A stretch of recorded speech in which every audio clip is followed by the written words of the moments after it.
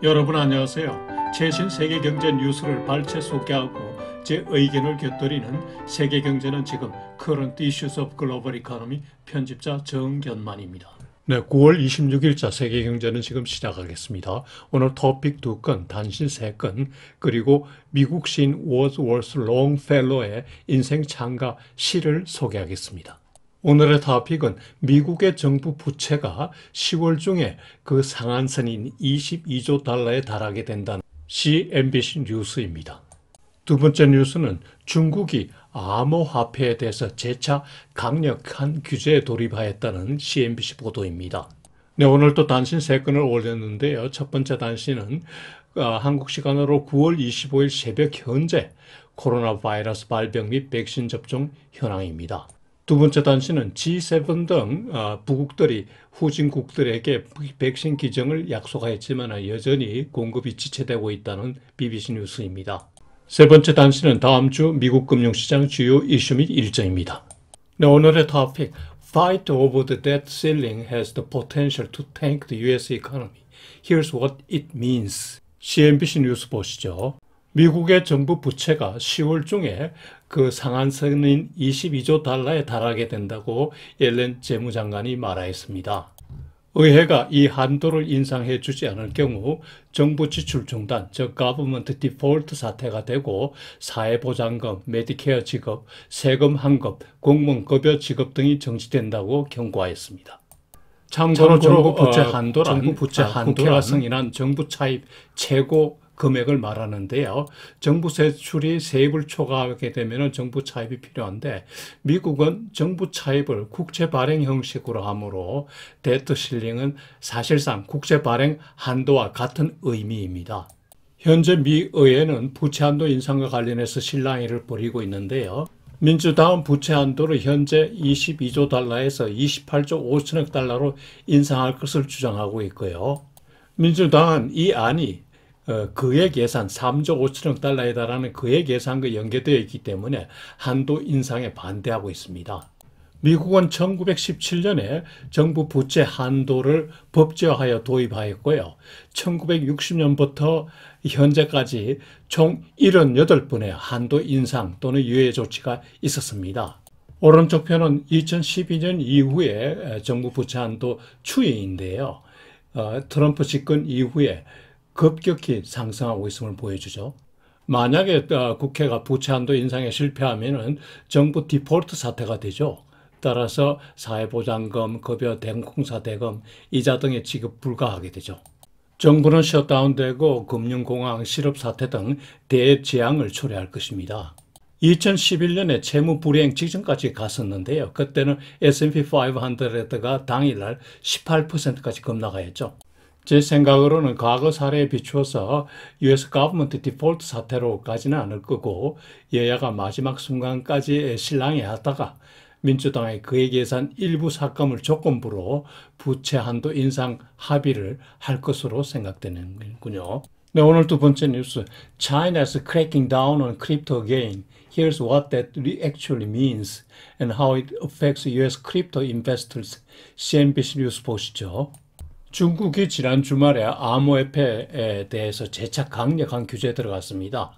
한마디로 중국에서 암호화폐 거래는 전부 불법이라고 선언한 건데요. 종전의 규제보다 광범위하고 보다 구체적입니다. 중국 인민은행 주도로 관련 감독기관을 총동원했습니다. 인민은행이 발표한 구체적 금지 내용을 보면요.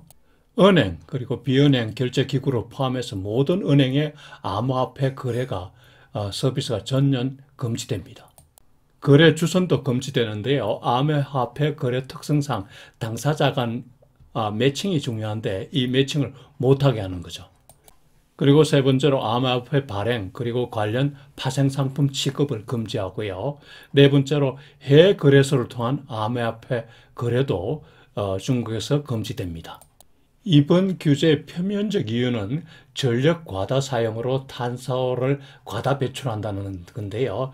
중국은 지난번 Carbon Neutral by 2060, 2060년까지 카본 중립화 정책을 국제회의에서 발표하였었죠. 그리고 무엇보다 이면적 이유가 있는데요. 첫째로 중국 인민은행의 중앙은행 디지털 화폐 발행과 마찰 소지가 있다는 점. 그리고 중앙정부가 경제에 대한 통제력을 강화한다는 점입니다.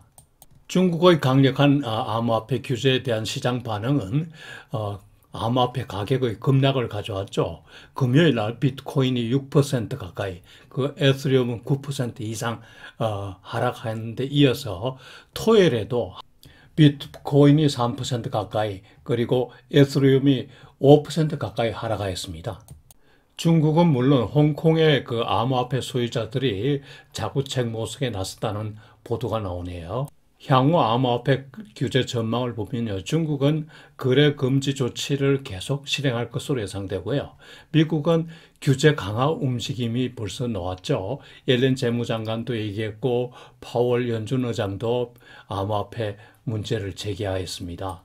그외 다른 나라들도 중앙은행 주도로 규제 강화가 예상됩니다. 한편 중국의 암호화폐 규제와 관련해서 암호화폐 옹호론자의 그 변론 주장을 들어보면요, 중국의 규제는 2013년 이래 벌써 20번째 반복되고 있다. 따라서 별로 새로운 규제라고 할 것도 없다, 이렇게 하네요. 그리고 암호화폐 거래 규제는 블록체인 기장에 의한 당사자 간 직거래이기 때문에 정부가 효과적으로 포착, 규제하기가 어렵다, 이런 말도 하고요. 심지어 정부 간 그리고 중앙은행 간 협조하에 규제하는 것도 사실상 어려울 것이라고 이렇게 주장하네요. 그러나 미국 당국의 규제가 시작되면 이는 걱정해야 될 일이라고 말하네요. 여기서 암호화폐 관련 제 생각을 말씀드리면요, 기본적으로 암호화폐는 거래 당사자 간에만 유효한 징표, 토큰에 불과하다는 제 생각입니다. 강제 통정력 있는 화폐와는 완전히 다른 거죠.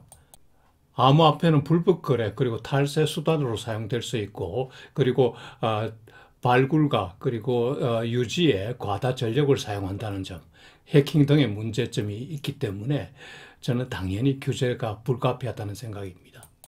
기술적으로도 암호화폐 거래 포착이 가능해질 것으로 생각되는데요. 왜냐하면 암호화폐 해킹이 가능한데 이 거래 포착이 불가능하다는 게 어불성설이죠.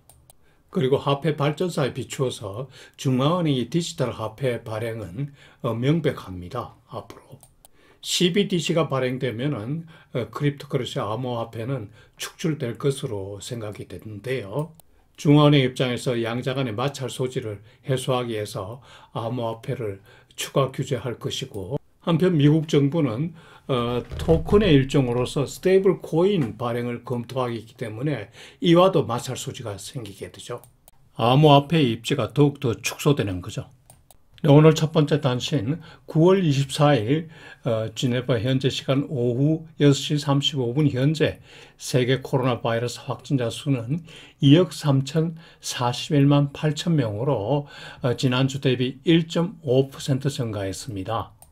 사망자 수는 471만 4,876명으로 전주 대비 1.2% 증가했습니다. 확진자와 사망자 증가 템포가 둘 다 조금씩 줄어들었습니다. 약간은 다행이죠. 백신 접종자 수는 58억 7,493만 4천 명으로 전주 대비 4.2% 증가했습니다. 탑12 국가별 순위는 전주와 동일합니다. 미국, 인도, 브라질, 영국, 러시아, 터키, 프랑스, 이란, 아르헨티나, 콜롬비아, 스페인, 이탈리아 순입니다. 네, 오늘 두 번째 단신, 세계 백신 공급이 여전히 지체되고 있다는 소식인데요. 생산량은 크게 증가하고 있으나 대부분 선진국들이 선점해버리기 때문입니다. 선점한 부국들이 기정을 많이 약속했으나 실제 제공은 극히 아주 적습니다. 지난 7월 G7 회의 때 내년 7월까지 10억 회분 기정을 약속하였죠. 한 연구에 따르면 부국들은 올 연말까지 부스트 샷을 시행해도 12억 회분의 여유분이 있다고 하네요. 이 중 2억 4,100만 회분이 버려질 상황이기 때문에 즉시 빈국에 기증해야 된다고 주장합니다. 한편 미국 FDA는 지난주 금요일 날 65세 이상 노인에게 화이자 4차, 3차 접종을 권장하고 나섰죠. 여기서 세계보건기구가 주관하는 코백스 프로그램을 보면요. 이 프로그램은 부국으로부터 백신을 기증받아서 중진국에는 낮은 가격으로 그리고 빈국에는 무상 제공하는 시스템인데요. 기증분의 대부분이 시효 마지막 순간에 제공된다고 하네요. 우리나라에서는 설마 이런 백신을 접종하지 않았겠지요. 오른쪽 편은 G7 국가별 기증 약속 규모와 그리고 그 이행 상황 도표입니다.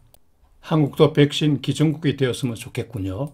네, 세 번째 단신 다음 주 미국 금융시장 주요 이슈 및 다이어리 보시죠. 다음 주에는 시장 변동성이 확대될 것으로 예상하는군요.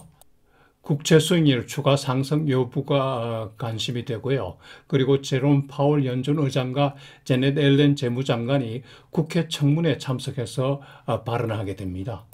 한편 이슈가 되고 있는 정부 부채 한도 인상과 관련해서 국회 동향이 또 관심의 대상이 되겠죠.